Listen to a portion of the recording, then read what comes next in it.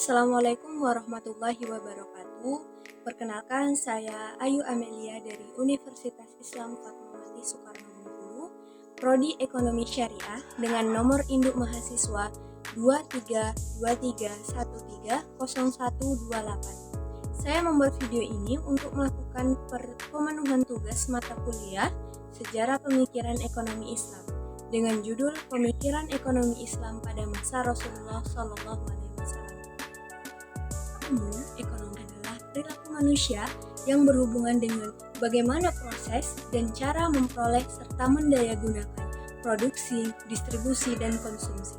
Pemikiran tentang ekonomi Islam ini juga telah muncul sejak Islam itu diturunkan melalui Nabi Muhammad Shallallahu Alaihi Wasallam.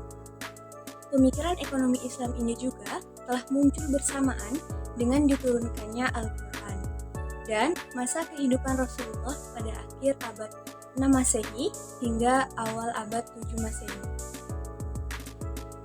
Selanjutnya, periode dakwah Rasulullah SAW dibagi menjadi dua tahap, yaitu periode Mekah dan periode Madinah. Pada periode Mekah, masyarakat Muslim saat itu belum sempat membangun perekonomian, sebab pada masa itu mereka masih berjuang untuk mempertahankan diri dari intimidasi orang-orang Quraisy. Baru pada periode Madinah ini, Rasulullah SAW memimpin sendiri membangun masyarakat Madinah sehingga menjadi masyarakat yang sejahtera dan beradab. Meskipun pada saat itu perekonomian relatif masih sederhana, tetapi Rasulullah tetap menunjukkan prinsip-prinsip yang mendasar bagi pengelolaan ekonomi. Pemikiran ekonomi Islam tidak dapat dilepaskan dari konsep tauhid, baik tauhid rububiyah, uluhiyah, maupun asma wa sifat. Selanjutnya, bagi orang-orang yang beriman, hukum Allah Subhanahu wa taala yang telah disampaikan oleh Rasulullah SAW adalah hukum tertinggi yang suci dan mutlak kebenarannya. Atas dasar tersebut, kaum muslimin selalu bertanya kepada Rasulullah SAW dalam segala hal termasuk mengenai masalah ekonomi. Itulah sebabnya ekonomi Islam dibangun atas Al-Quran dan Sunnah. Kebijakan ekonomi pada masa Rasulullah SAW yaitu ada 3.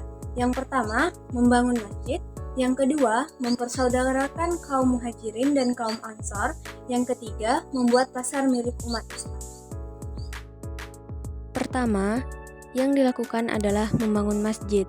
Masjid adalah bangunan terpenting bagi umat Islam, karena masjid adalah tempat sholat di mana sholat adalah ibadah bagi setiap muslim. Tujuan dari pendirian masjid ini bukan hanya sebagai tempat ibadah semata, tetapi juga sebagai tempat pendidikan bagi kaum muslimin untuk menerima ilmu-ilmu Islam. Masjid juga berfungsi sebagai balai pertemuan, tempat berdiskusi, dan tempat untuk mempersatukan kabilah-kabilah. Selain itu, Rasulullah SAW menjadikan masjid sebagai tempat untuk mengatur segala urusan dan sebagai gedung parlemen untuk bermusyawarah dan menjalankan sistem pemerintahan.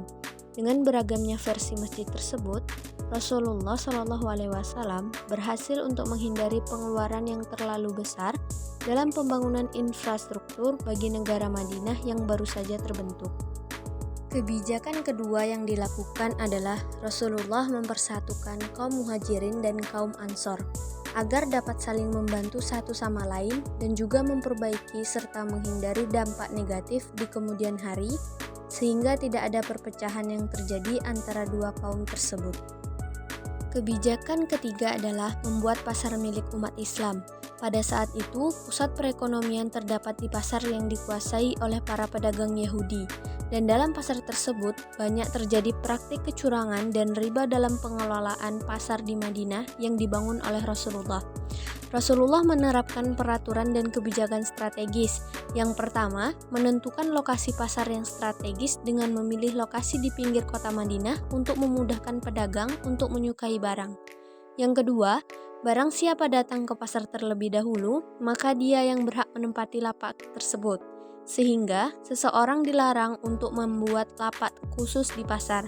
Yang ketiga, Rasulullah tidak mengenakan biaya retribusi di pasar. Yang keempat, mendorong para pedagang untuk melakukan impor dan ekspor komoditas. Yang kelima, melakukan pengawasan dengan turun langsung ke pasar. Melalui kebijakan yang diterapkan ini, pasar umat Islam yang baru didirikan berhasil mengalahkan pasar Yahudi yang merupakan pusat perekonomian sebelumnya. Sekian video pembelajaran dari saya, semoga bermanfaat. Assalamualaikum warahmatullahi wabarakatuh.